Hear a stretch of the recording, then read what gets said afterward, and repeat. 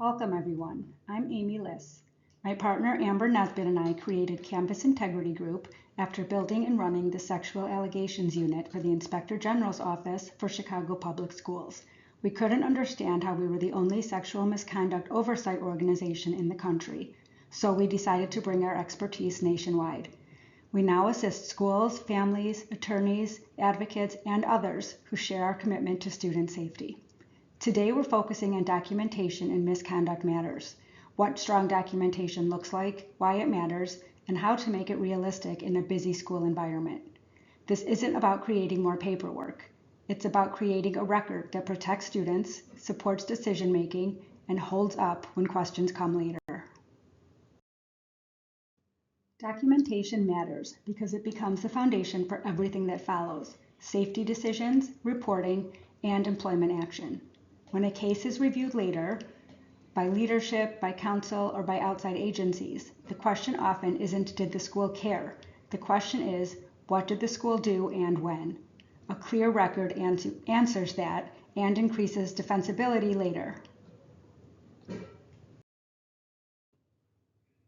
Think of documentation as the timeline of the school's response. It should tell a clear story from the first moment the concern surfaced through each decision point.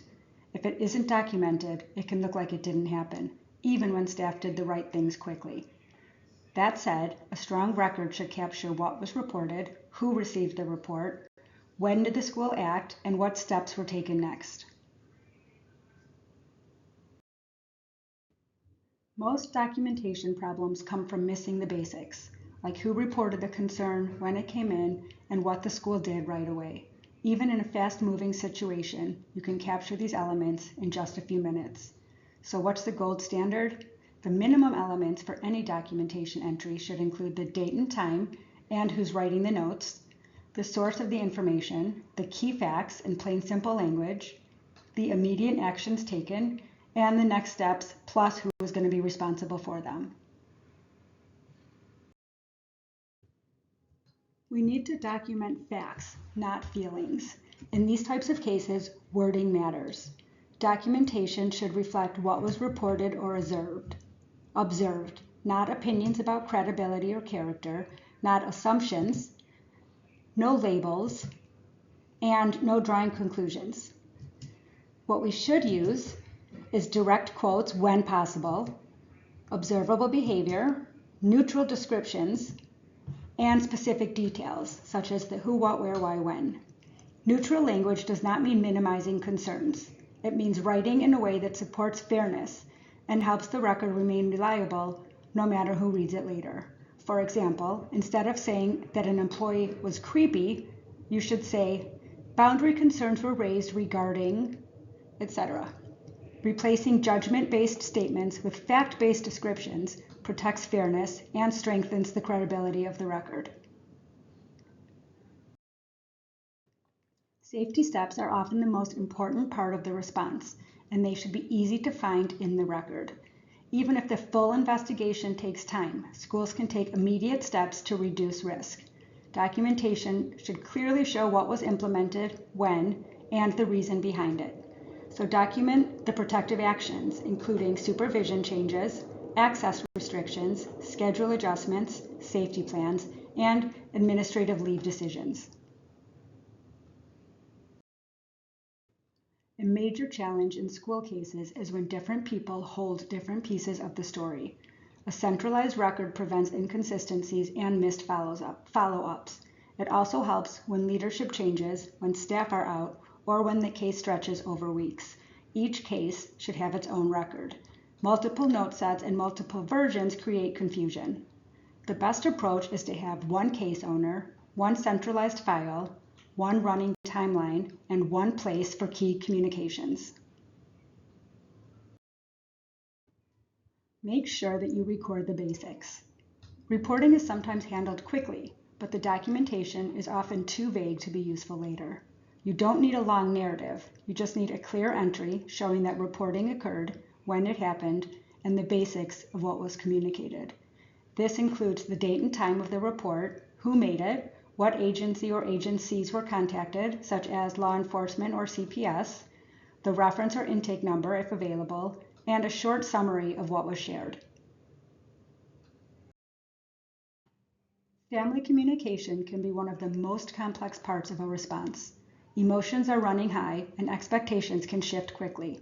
A short follow-up note after each major contact helps prevent misunderstandings and creates clarity around what was shared, what wasn't, and what happened next. After you communicate with a family, you should document the participants, what was shared, what couldn't be shared and why, the supports offered, and the next check-in or next steps.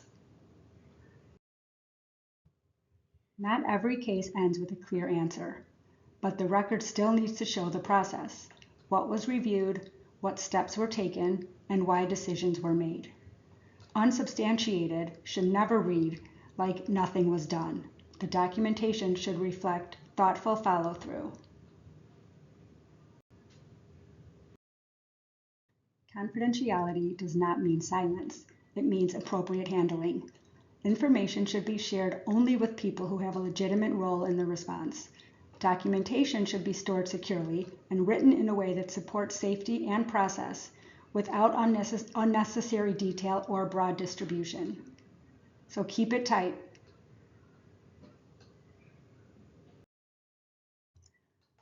Here's a quick gut check before a case file is considered complete. If another administrator stepped in tomorrow, could they understand what happened and could they understand what the school did?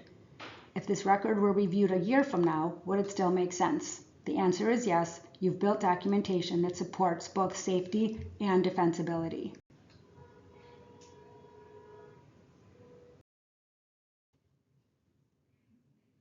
If you remember nothing else from today, remember these 3 rules. First, capture information early, the same day if possible, because delays create gaps and uncertainty. Second, stick to facts and actions. What was reported, what was observed, and what the school did in response. Avoid labels, assumptions, or conclusions. And third, write documentation so that someone else can step in and understand the timeline without guessing, because these cases often involve multiple administrators, staff changes, or follow-up months later. When documentation is timely, neutral, and easy to follow, it becomes one of the strongest tools a school has for protecting students and for supporting defensible decision-making. And that's it for today's presentation. If you have any questions, feel free to reach out via our website, or you can email us at info@campusintegritygroup.com, or give us a call, 312-442-0665. We also offer a 1-hour free consultation, which you can sign up for through our website. Thanks for watching, and we'll see you next time.